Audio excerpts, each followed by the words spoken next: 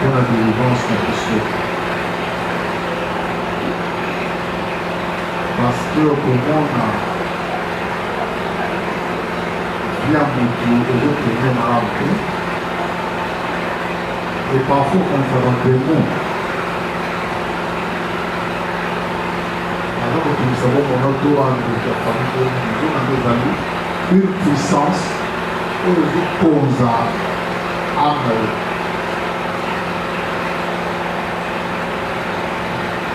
Donc, nous avons attachement d'âme pour nous toi dans la âme, toi dans la faculté. Ainsi que ce côté attachement d'âme, qui était le ressources vraiment considéré sur l'origine. Là, important.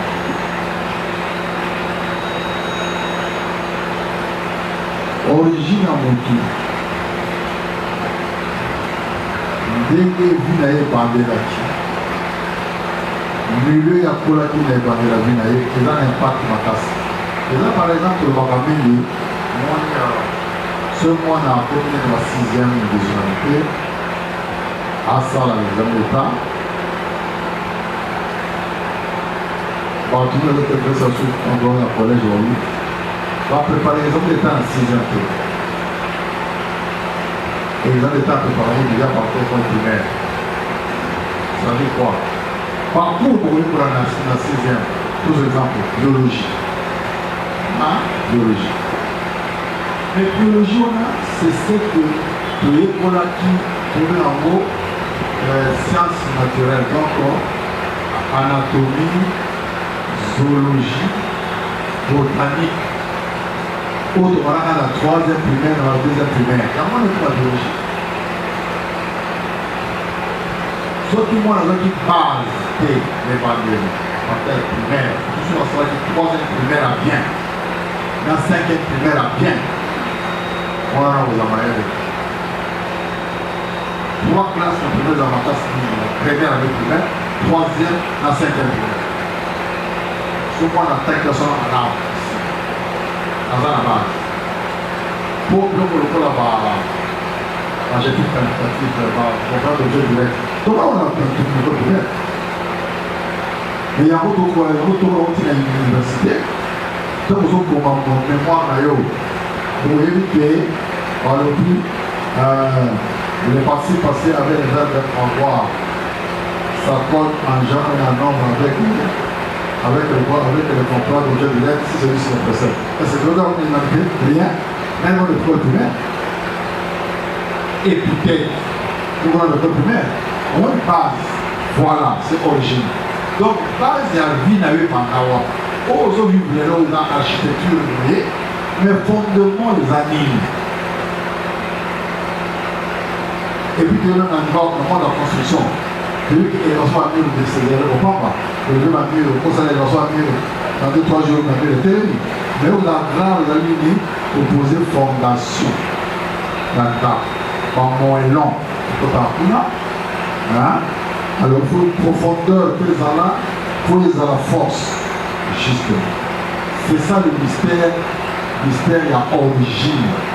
Donc, ce qu'origine a eu, traiter bien origine a eu.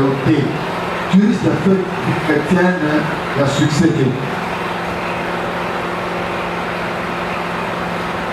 C'est ainsi que Yémokonza a Yébissi Ézéchiel a l'opinion, fils de l'homme, fait connaître à Jérusalem ses abominations.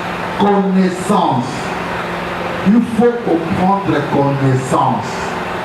Et la schéma de délivrance.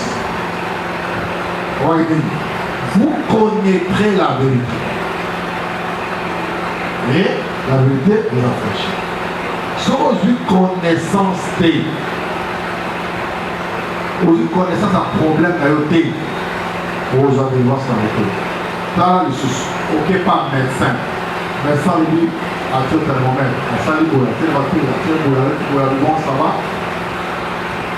Fièvre des amis, voyons, sur Kosolamini, tout ça, vertige, ok, entre le kilo, c'est bon.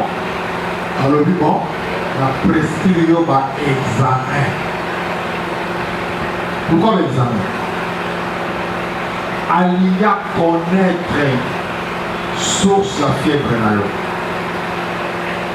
Non, peut-être bien en plus calmant, on va dire pour calmer la fièvre. Mais aussi ça fièvre. Donc une fois ça l'examen, on va faire le pôle, on va faire le scanner, on va faire le radio, on va faire le on va dire ah, on va trouver ma manière à ma vazali. On va faire une infection urinaire. Ah, il y a une fièvre tout le temps. Voilà, on va faire un alors, si vous avez l'estomac, parce que traitement en rapport à la connaissance basée sur l'examen. C'est ça le schéma de délivrance. Donc il faut comprendre ma langue. C'est pourquoi origine, comprendre que l'origine est très très importante.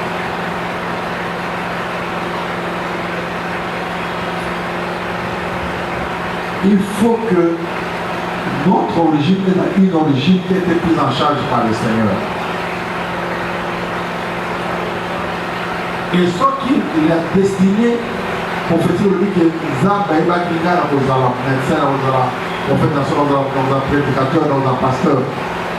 Ça c'est spirituel, ça c'est la destinée de Dieu. Mais il y a une présenteur dans la vie terrestre. Alors il faut comprendre le vineur, c'est eux.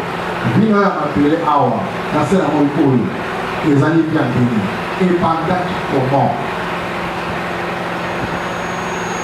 Donc comment on a, même si Ézéchiel que faites connaître à Jérusalem ses abominations. Qu'est-ce que signifie le mot abomination? Abomination, c'est quelque chose au lieu. Si on dit abominable en français, c'est pas pour parler. Vous avez bien fait. Vous avez bien fait. Les camarades, des abominables. Et en français, on dit exécrable. Ex, privatisation, exécrable. Oh, il va plus ça, il va pas d'accord.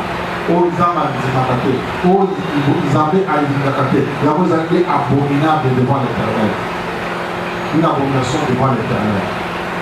Et le cotisant dans la zone du matin. Donc, contraire à l'abomination, les alliés agréables. Moi, nous sommes contraire à l'amour. Ils sont agréables. On ne sait pas agréer.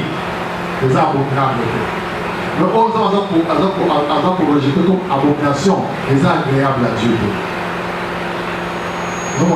Alors, en logique, quand il s'agit de Jérusalem, biloko oyo esalaka ke ngai nabwaka ye ngai nandima ye te ngai napambola ye te ozomona oyo ezalaka azala mosika na lipamboli na nga aza meme mosika na destine na ye. C'est ça domination. ngai biloko oyo esalaka ezotia mosika na destine na yo oyo ezala bomisela yo. Mais atimi tout un prophète aïa pour faire connaître. C'est-à-dire qu'il est important que nous soit connaissance des choses qui te rendent abominable à Dieu, qui empêchent aux agréables dans la qui empêchent aux autres dans ta destinée prophétique. Des choses wana, piloko wana. Et c'est important. Parce que quand on dit Jérusalem, c'est une ville honorée, une ville éclairée, bénie, une ville du grand roi, une ville de paix. La ville où il y avait le temple de Dieu, il y avait la Shekinah de l'Éternel. Donc une ville dans le monde où on trouvait le temple de Dieu, c'est Jérusalem. Alors maintenant, aux alliés vivent au Ghana. Vous allez vivre au Yungai na Pona, vous allez vivre au Canada à la Taknayo. Mais quand il y a des choses dans les gens qui sont agréables dans la tête, aux abominables. Et l'abomination, quand on dit abomination, on va faire une abomination. Moi, je donne le matin, je dis non, il y a des gens qui sont aïbaka, afindaka, azawasabatu, zembalabatu, amawatu. Non. Ce n'est pas des péchés qui sont venus. Oui. Donc, il y a un attachement d'âme. Et là, ce sont des péchés que tu as commis. Nous avons déjà état mon corps dans lequel tu te trouves. C'est différent d'un péché. Donc, mes amis, tu te trouves dans un état où vous allez agréable dans un côté, où vous pouvez bénéficier d'un bola dans un côté. Yango et vous échappez. Yango dans un côté, vous avez un. Alors, voilà le ministre. Avant de côté, faites connaître à Jérusalem ses abominations. Alors, tu lui diras. Il faut que vous laissez moi entendre. Pas que vous panayo. Mais vous savez si vous êtes dans le fond de l'eau. Si vous êtes dans le Pamba.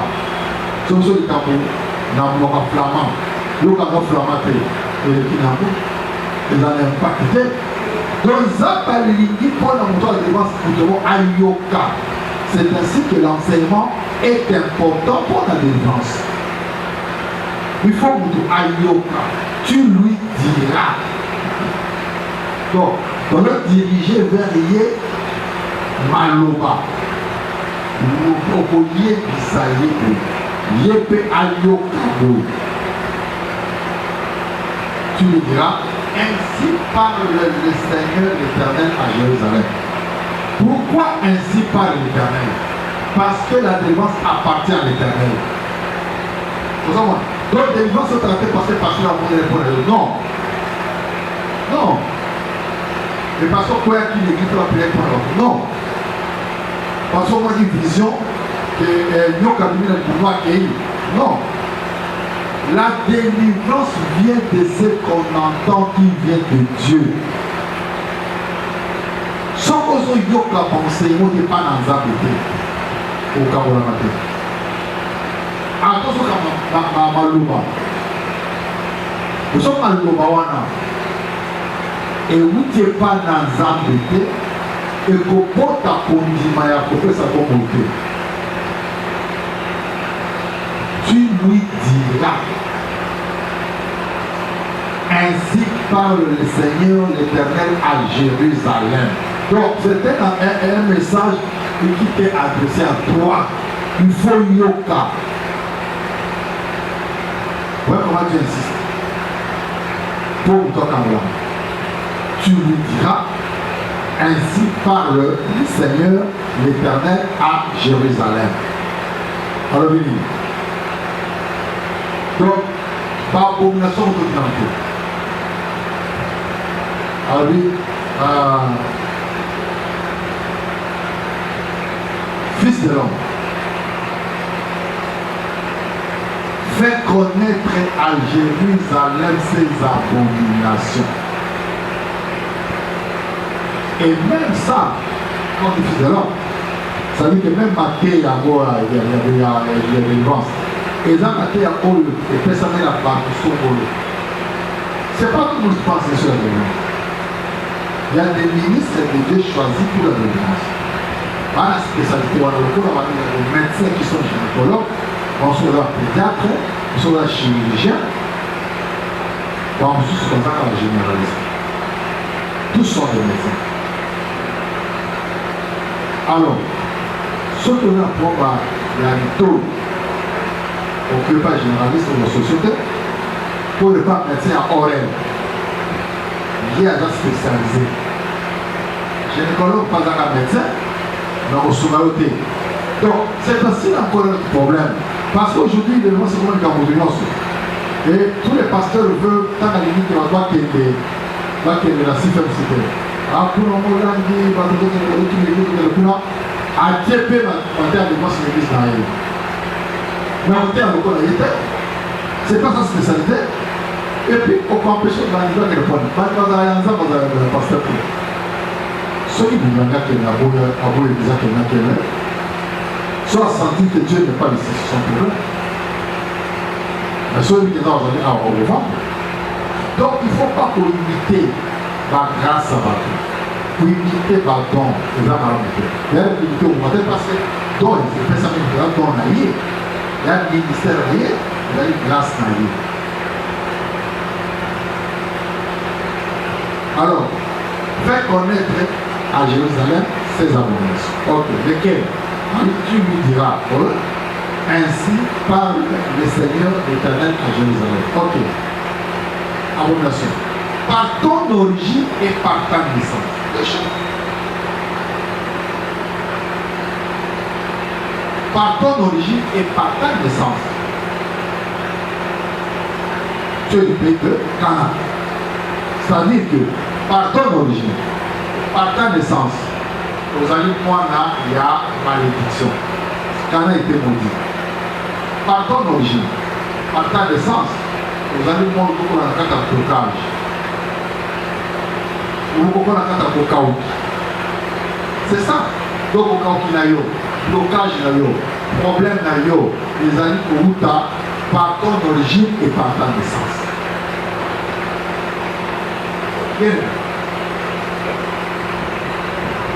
Origine, il y a bien. L'origine a dit ça. Donc, vous dites un milieu qui est géré par un principe, et après ça, on vous appelle il y a partout, par Vandaki, par Yokanaki, tout ce qu'on sait à la politique, tout ce qu'on sait à la politique. Donc, on a vu notre histoire, malheureusement,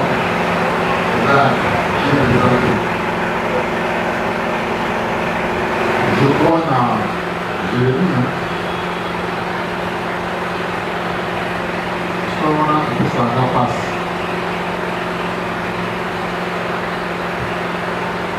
Yoka histoire.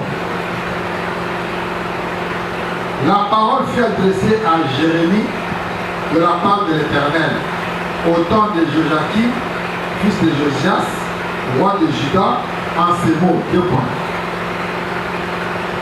Donc, professeur, va à la maison de Récabite et parle-leur. Tu leur conduiras à la maison de l'Éternel dans une des chambres et tu leur offriras du vin à boire. J'aime. Là, donc tu vas là, nous voyons la Récabite. La Récabite, toi là, il n'est pas là-bas. Il va là-bas où? Boya, la Récabite, Boya. Ils vont là-bas où? Ok, dans le temple. On a un temple. Donc la chambre, on a la tête. On va ici, là-bas. On va dans le go, allez là, amen. Il y a un pour tout ce que l'on dit. Soit tu m'as 20 à la go, voilà tomber là. Donc, il y a qui que par Récabite parle de la 20. A dit Jérémie, avec la banque pour de la 20. Je prie Jazania, fils de Jérémie, fils de Amazinia, ses frères et tous les fils de toute la maison de Récabite. Et je le conduis à la maison de l'Éternel, dans la chambre des fils de Anan, fils de Gidalia, homme de Dieu, près de la chambre des chefs, au-dessus de la chambre de Maséja, fils de Chalut, garde du seuil. J'ai vu devant le fils de la maison de Récabite des coupes pleines de vin et des calices. Et je leur dis, buvez du vin. Azul à Récabite. Votre famille à l'écart. Azul à Récabite, baillé, dans la chambre en haut, on va dire, Azul à coupe, à calice, Azul vin, à tout ce nom, à Neko, allez dire Amen, tombez la main, tombez la main à vous. Zappe Moutakouni Jérémie. Aïe, ça va regarder, mais on a 4 attentes.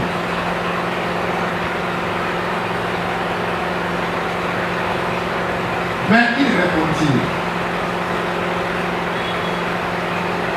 Récabite après ses réponses. Nous ne buvons pas de vin, car Jonathan, fils de Rekab, notre père, nous a donné cet ordre. Vous ne boirez jamais du vin, ni vous, ni vos fils, et vous ne bâtirez point de maison, vous ne sèmerez aucune semence, vous ne planterez point de vigne, et vous n'en posséderez point. Mais vous habiterez sous des tentes toute votre vie, afin que vous viviez longtemps dans le pays où vous êtes étrangers. Nous obéissons à tout ce que nous a prescrit Jonathan, fils de Rekab, notre père. Nous ne buvons pas de vin pendant toute notre vie, mais nos femmes, nos femmes, nos fils et nos filles, nous ne bâtissons point de maison pour nos demeures, et nous ne possédons ni vigne, ni champ, ni terre ensemencée. Nous habitons sous les tentes et nous suivons et pratiquons tout ce que nous a prescrit Jonathan, notre père.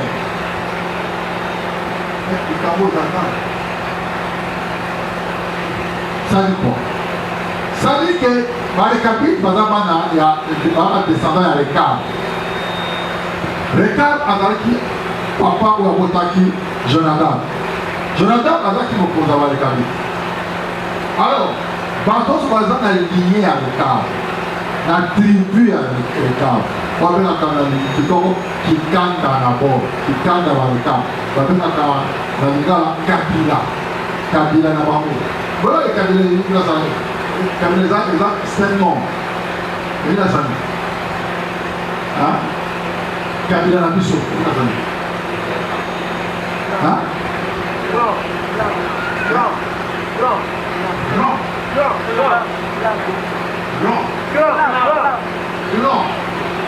Clan n'a plus sauf, c'est ça? Kabila n'a plus sauf. Kabila n'a plus sauf. D'accord? Nous allons la campé. Nous allons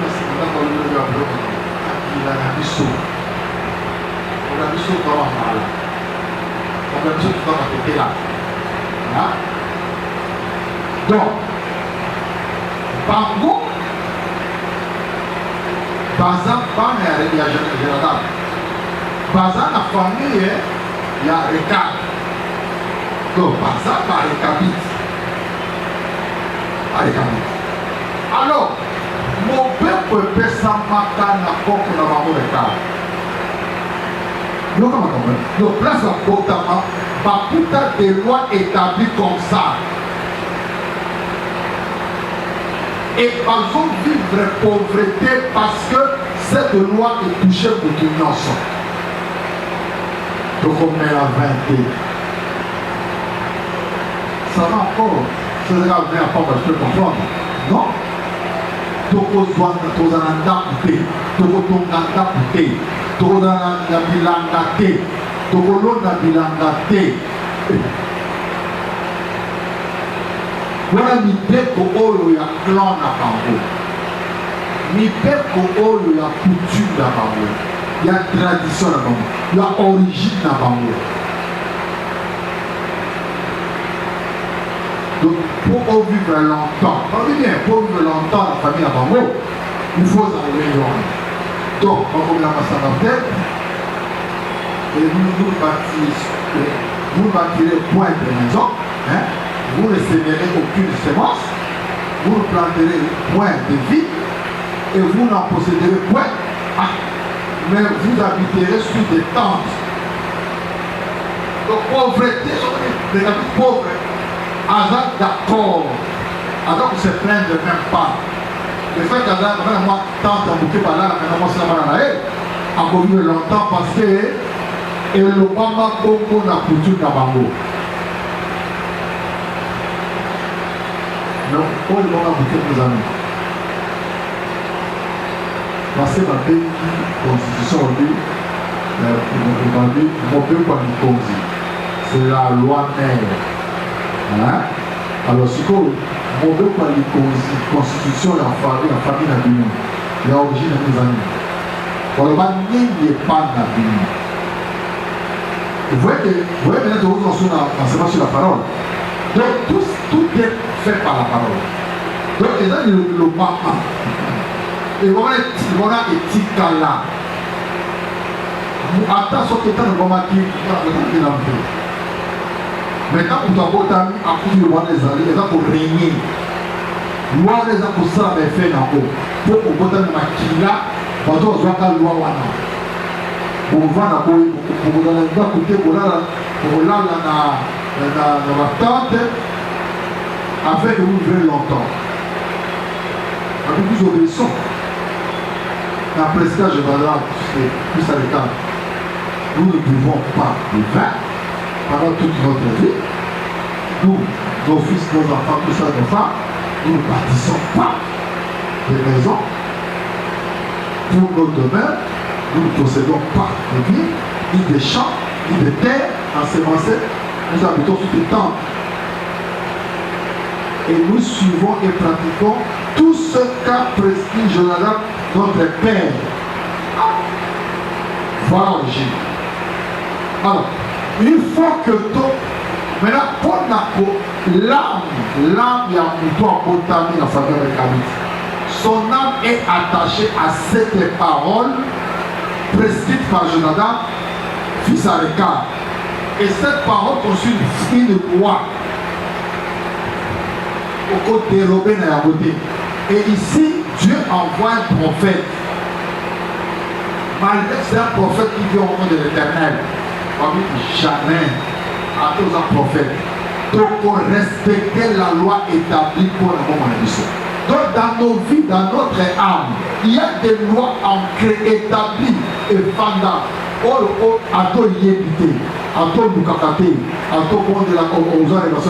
Mais ça, la carte de mon aïe, ils ont pour empêcher au vivre destiné prophétique naïo. Loin de Gazama. Le roi des hommes avait fait naïo. Mais, nous le bien, invoque-moi et je te répondrai. Je t'annoncerai de grandes choses. Des choses que tu ne connais pas. Bon, pas dans un quelle est la loi établie d'origine aux autres gérés destinés? Donc, telle est la destinée prophétique. Là, tu vas la destinée à la maison du Père. Parce que c'est la question de la maison du Père. Dieu n'a pas dit de temps en temps. Au contraire, sont dans l'acte des apôtres. La Bible dit que Dieu qui connaît, à qui nous donne la respiration, on voit les lettres, et qui donne les limites de notre demeure. Et Jésus a dit que dans la maison de mon père, il y a beaucoup de demeures, de maisons. Hein? C'est à la parler de sa communauté. Donc Dieu a la notion en date, la notion en adresse. Mais à la loi contredit pensant à peu. Oh. Mais c'est très grave. Et cette loi familiale établie, moi, si je suis comme la massana, moi, je suis comme la massana, éthiquement beaucoup. Attends, mais ça veut dire que non, à cause de l'indigestion, pour l'estomac, ils ont quand même pas un peu de vin, hein, pour l'estomac, mais là, il y a dit jamais, dans la communauté médecin, parce que loi, n'est pas besoin de tomber la kamassana. Avant, il y a eu pour la boule, pour la casse de l'eau. Dans ton début, on a quoi? Pour le moment, on a tous du pépé, boula, tout ça. Et puis, vous avez la bébé au Botama, les amants jamais. Le gars t'a botami, tu vas dire qu'il y a assez en garde au d'un côté. Est-ce que vous comprenez ça? Puissance, la loi établie qui gère notre origine. Et aux autres termes, notre destinée prophétique. Qui nous oppose une destinée de la maison du Père, qui n'est pas une destinée d'ensemble, par les familles. Par contre, parce que vous comprenez. Alors, il faut que ces questions d'âme, l'obé langage, n'a pas tant d'ambition. Parce que faites connaître à Jérusalem. tu lui diras.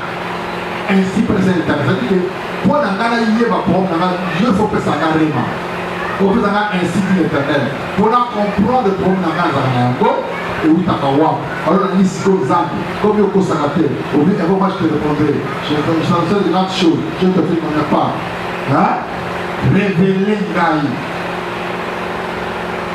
État d'âme Ngaï. Par rapport à l'origine de l'Abisso. Par rapport à l'origine de l'Abisso. Révéler l'état d'âme Ngaï. Quelles sont les lois, les pratiques, les paroles prononcées, établies? Oui, j'ai rattrapé mon nana dans le négatif. Oui, moi, il y a quelqu'un qui musique dans le pas mon polo. Oui, il y a un comme abominable à l'éternel. Et ça, ils les appellent. Tout le monde. Quand ils sont venus, ça va concentrer. Nous devons être malins, mais mal dans le temps haut. Le monde n'est pas dans à révéler Bissot. On va les carrer, mais il va y avoir déjà. Ok. Mais il y a Bissot Zani, il y a Yo Zani. Et on est tellement la destinée à Yo. Nous voyons pousser dans la maison du Père. On est dans la destinée à Zani, Néni. Vous avez un bouillon pour moi à révéler. Donc on a une aide, ça va concentrer. Oh, Yo autour dans Zama le Manayo.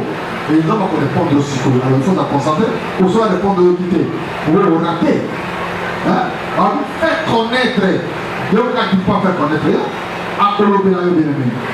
Apollo Belayo. Voilà pourquoi on n'est pas en Apollo. L'Obelayo, ça va concentrer à Talisayo, à l'Obelayo, à expliquer. Là, c'est le Tokosé Zali. L'origine. Pour que vous comprendre.